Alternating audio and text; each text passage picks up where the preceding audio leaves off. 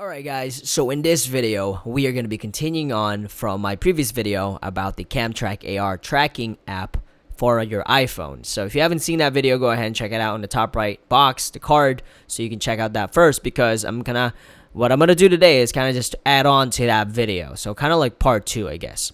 So what we're going to try to do today is a little bit tedious, but we're going to be getting a green screen footage. We're going to composite it with Unreal Engine 4 backdrop, okay? Because I know a lot of people are out there. I've been making a lot of green screen tutorials for Unreal Engine 4, and some people are having issues as far as performance goes. So what I'm going to show you today is kind of like another way you can kind of green screen yourself and have a track camera using Unreal Engine 4. So we're here in Blender again. So I'm going to do the same thing I did with the previous video. I'm going to import that same exact Blender file that we had, and I'm going to go right here, and I'm just going to go ahead and double click. And what this is doing is importing the camera that we shot with the iPhone 12. So I'm going to delete the standard camera again, similarly to how we did it before.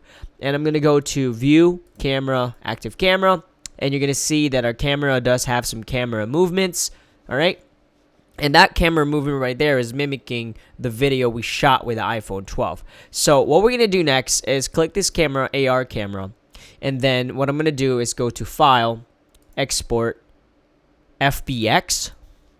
And then I'm going to go to my desktop. And I'm just going to delete all of these right here. These are some old files. And I'm going to go ahead and name this camera. And I'm just going to go select the camera only. And for Unreal Engine 4, the coordinate system is X forward, Z up. Okay, so go ahead, export that FBX. And we're going to go ahead and hop into Unreal Engine 4. Now, this right here was a free free map. I believe it was October or November. I don't remember. So, oh, that rhymes. But, yeah, so I have it downloaded here, so it's good to go. And what I'm going to do here is create a camera, cinema camera rig, actor. All right, and yeah, let's just leave it like that is okay. Real simple. Make it real quick, but you can finagle with it if you want. I'm going to go create a new cinematics sequencer. Leave it by default. And it's loading right now. So the next thing we're going to do is I'm going to go to the cinema camera actor we just created. And I'm going to go ahead and track it. So if I go to camera, right here, I'm going to go ahead and track actor to sequence, cinema camera actor. And then I'm going to leave it everything as is for now. And I'm going to go to the camera component, right click, I'm going to import. I'm going to import that camera that we just did. And I'm going to go ahead and remove reduce keys. Alright? And as you can see, it moved the camera up. You saw that. But the movement is there. So that's good. Alright? So this is really tricky here. Because now, I'm going to try to move this camera so that it's facing where we want it to face. Because as you can see, that's kind of really high there. So I'm going to try and move it. And let's see if it snaps back. Okay, no, it doesn't. So that's good. So go to your frame 0. So just to make sure, go to your frame 0 here. And then what I'm going to do now is rotate this in the world here. Okay? To kind of match what we had before. Now, obviously, you want to match the same height of the camera that you shot with the CG camera. But obviously we didn't. So I'm going to go ahead and turn off that snap, because that's pretty annoying. Actually, it's this one. There you go. Turn off that snap. So I'm kind of just matching the height here, okay? Alright, so that's good. Let's go in that camera now, cinema camera actor. And there's a little bit of tiltation going on. Let's just go ahead and zero that out. And then what I'll do is I'll go back out. And then I'm just going to rotate it again, okay? Oop, not the train, the camera. So I'm just going to rotate it so it's kind of like flat, okay? And I'm going to move it to the right a little bit. A bit more. Okay, so that's good. And let's see if the camera movement is still there. So if I go right here, perfect. That's what we want. Now, I know you can get fancy with this if you want. But what I'm going to do is, just for the sake of this tutorial, I'm not going to do anything else here. I mean, obviously, you can, do some crazy ray tracing stuff. But I'm going to go ahead and stop right here. And I'm going to go ahead and export this so we can go to After Effects and composite the two together. So to do that, let's go to Windows, Cinematics, Movie Render Queue. I'm going to add a new render. I'm going to change it to new level sequence. And I'm going to double click the unsaved config. Let's just leave it at JPEG sequence, but if you want to get fancy with it, you can do that as well. And then what I'm going to do is go create a new folder for my camtrack, and I'm going to spell this exports, okay, and leave it there. I'm going to change the output resolution to 3840 by 2880. Now this is the same exact height as what the camtrack AR records in, so it's not really 1080. It's not standard. Okay, unfortunately it's not standard, so just do this so you get the full height. And I'm going to do a custom frame rate because it is 60 frames per second like I mentioned before. And then what we're going to do is just render this out. Alright, so render local, and this should take, depending on your system, this should take a minute. Alright, so let's go ahead and I'm going to go ahead and fast forward this here. Alright guys, so that's finalized. So let's go ahead and close it. And let's go ahead and pop up After Effects. So I actually get a lot of questions on why I still do After Effects instead of going to DaVinci Resolve and Fusion stuff. Well, it's because a lot of people still use After Effects, to be honest. So here's the folder we get from camtrack AR, and I'm going to go ahead and pull the footage, drag and drop into a new comp, make sure it's 60 frames per second. So, yep, 60 frames per second right here. All right, so after that, we're going to go to get our backdrop, which is exports. And then what we're going to do is interpret the footage to be 60 frames per second so it matches our footage. And let's go ahead and drag and drop it here. And let's do a dirty masking and dirty keying here.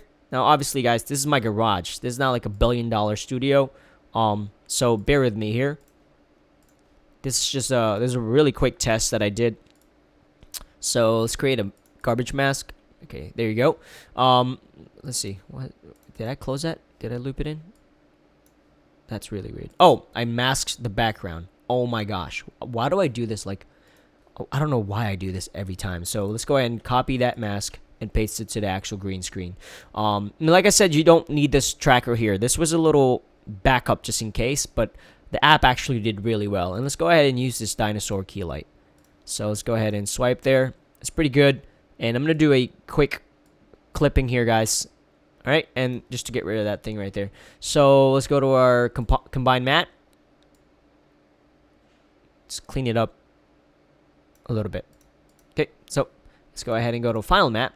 And there you go. So now I'm going to change this to quarter because it's not going to render fast enough. So what I'm going to do is preview this. Press 0. And let me go ahead and turn off the audio.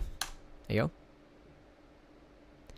And in theory, what's happening is the 2D footage that we shot with the iPhone and has that contained the tracking information, we applied it to Unreal Engine 4. So now the Unreal Engine 4 backdrop, the train station, should match up with the movement of the actual camera or actual phone. So in a way, whenever my wife was moving the camera, it's the same movement that Unreal Engine 4 is trying to mimic. And as you can see here, I'm going to run out of green screen space, but like I said, it's my garage. So even though it's not perfect, getting a tracked green screen camera has never been so darn easy. I mean, look at this thing. Obviously, again, I ran out of green screen space, but if you had a bigger space, bigger green screen, you're not going to run into this problem. I mean, this is just incredible. And I really hope those guys at fxhome improve this. But then again, one of the reasons why I switched over to iPhone is because of the AR kit. People are able to do this kind of crazy thing because of the AR kit. Now, I know the lenses are not going to match because the lens on the phone didn't match the actual lens in Unreal Engine 4, but you can match it so that you get everything in perspective. But you see that whenever my wife was moving backwards, the camera was moving backwards. It's just not going to match one-to-one because I didn't change any of the lens settings. So I think the iPhone 12 mini has a wide angle, so I should have switched it to wide angle, so kind of those kind of things. But man, I'm telling you right now, and I'm gonna go ahead and play it back so you can kind of see it full time. That is, and realistically, how quickly we got to this point right here is pretty darn scary. And like I said, it's 60 frames per second, so it's a little bit kind of wonky. But the technology behind this is pretty darn amazing. So if I go here, I mean, you can do your, you can do some lens blur. It's going to be really slow, but you get the point. And I'm going to just see here, whenever she moves in with the camera, look at this pole right here. All right, you see it? It's actually changing, like I was actually on the train tracks. All right, guys, if you have any questions, let me know, and I'll see you guys later.